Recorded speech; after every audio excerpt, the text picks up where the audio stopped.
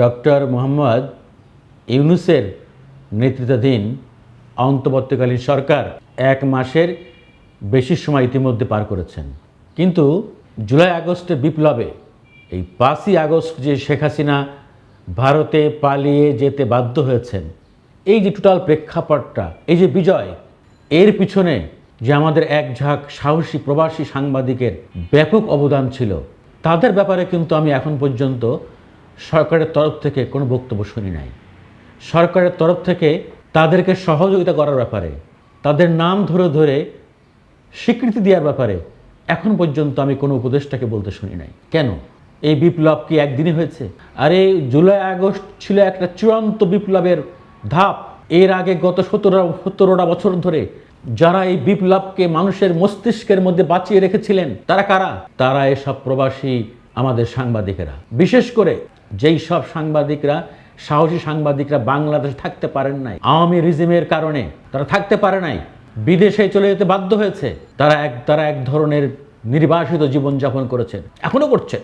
সেই পিনাকি ভট্টাচার্য দাদা, ডক্টর কনক সারোয়ার, মনির হায়দার, ইলিয়াস হোসেন, জুলকারনাইন সায়ের এবং আরও অনেকেই, আমি দুঃখিত যাদের নাম বলতে পারলাম না, অনেকেই, তাদের স্বীকৃতি দেওয়া হলো না কেন? বিশেষ করে গত 10-15 বছরে যারা নানান রকম ঝুঁকি নিয়ে অনেক চাঞ্চল্যকর তথ্য প্রকাশ করেছেন আওয়ামী রিজিমের বিরুদ্ধে, যেটা বাংলাদেশ সাংবাদিকরা করতে পারে না, ব্যর্থ হয়েছে, সম্ভব ছিল না অনেক ক্ষেত্রে। যারা করতে চেয়েছিল তাদেরকেই এখানকার দালাল চামচা সাংবাদিকরা দাবিয়ে রাখত। যারা সাহস করে ঝুঁকি নিয়ে বিদেশে বসে এভাবে সমর্থন জোগালো, সংবাদ প্রকাশ করলো, হতাশাগ্রস্ত মানুষকে আশার বাণী দিয়ে বাঁচিয়ে রাখলো, মানুষের মস্তিষ্কের মধ্যে বিপ্লব বাঁচিয়ে রাখলো।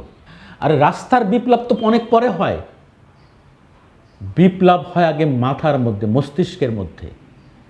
মস্তিষ্কে বিপ্লব না হলে রাস্তার বিপ্লব সফল হয় না। যারা জুলাই আগস্টে নেমেছিল আমাদের ছাত্র জনতারা, তাদের মস্তিষ্কের বিপ্লব হয়েছিল আরও বহু আগে। এই মস্তিষ্কের বিপ্লব এর কারিগর হলো আমাদের এইসব সাহস সাংবাদিকরা।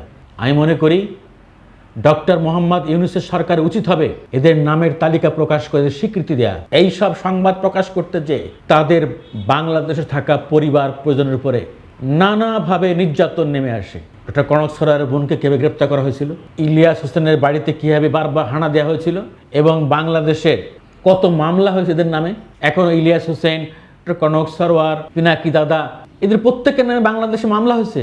এই সরকারের দায়িত্ব গ্রহণের 7 দিনের মধ্যে উচিত ছিল একটি কমিটি করে দেয়া, যেসব সাংবাদিকরা বিদেশে বসে ঝুঁকি নিয়ে লড়াই করেছেন, বিপ্লব করেছেন, তাদের বিরুদ্ধে যেসব সাংবাদিক, সাহসী সাংবাদিক ভাইয়েরা যুক্তরাষ্ট্রে বসে, কানাডায় বসে, লন্ডনে বসে এবং আরও বিভিন্ন জায়গায়, ফ্রান্সে বসে ডক্টর মোহাম্মদ ইউনূসের নেতৃত্বাধীন এই উপদেষ্টা পরিষদ দায়িত্ব নেওয়ার 7 দিনের মধ্যেই যতগুলো গুরুত্বপূর্ণ কাজ ছিল, তার মধ্যে একটা কাজ ছিল এইসব প্রবাসী সাহসী সাংবাদিকদের বিরুদ্ধে বাংলাদেশে থানা এবং আদালতে যত মামলা হয়েছে এই মামলা প্রত্যাহারের উদ্যোগ নেওয়া, সরকারের পক্ষ থেকে প্রেস নোট দিয়ে এইসব সাংবাদিকদের বীর সাংবাদিক ঘোষণা করা এবং তাদের সংবর্ধনা দেওয়ার জন্য উদ্যোগ নেওয়া। যারা বিদেশে আছেন, এই মুহূর্তে আসতে পারতেছেন না, তাদেরকে আনার ব্যবস্থা করা সরকারের তরফ থেকে। ডক্টর মোহাম্মদ ইউনূসের নেতৃত্বাধীন উপদেষ্টা পরিষদ দায়িত্ব নেওয়ার 7 দিনের মধ্যে উচিত ছিল আমাদের প্রবাসী এসব সাহসী সাংবাদিক যারা এই বিপ্লবে অনন্য ভূমিকা রেখেছেন, এই বিপ্লবকে কোটি কোটি মানুষের মস্তিষ্কের মধ্যে বাঁচিয়ে রেখেছেন, তাদের নামের তালিকা প্রকাশ করে তাদেরকেও এই সংগ্রামের বীর হিসাবে ঘোষণা করা। এবং আওয়ামী রিজিমের সময় এইসব সাংবাদিক এবং তাদের পরিবারের সদস্যদের বিরুদ্ধে যেসব হয়রানিমূলক মামলা হয়েছে, মিথ্যা মামলা হয়েছে, সেগুলো বাতিলের উদ্যোগ নেওয়া। তৃতীয়ত, আমার এসব সাংবাদিক ভাইয়েরা বিদেশে যে অবস্থায় আছে সে অবস্থায় হয়তো অনেকের ফিরে আসা সম্ভব না, অনেকে রিফিউজি হিসেবে আছে, এখনও গ্রিন কার্ড পান নাই, তাদেরকে রাষ্ট্রীয়ভাবে ফিরিয়ে আনার উদ্যোগ নেওয়া। কারণ তারা শেষটায় যদি চলে আসেন তাহলে তো আর ঢুকতে পারবেন না।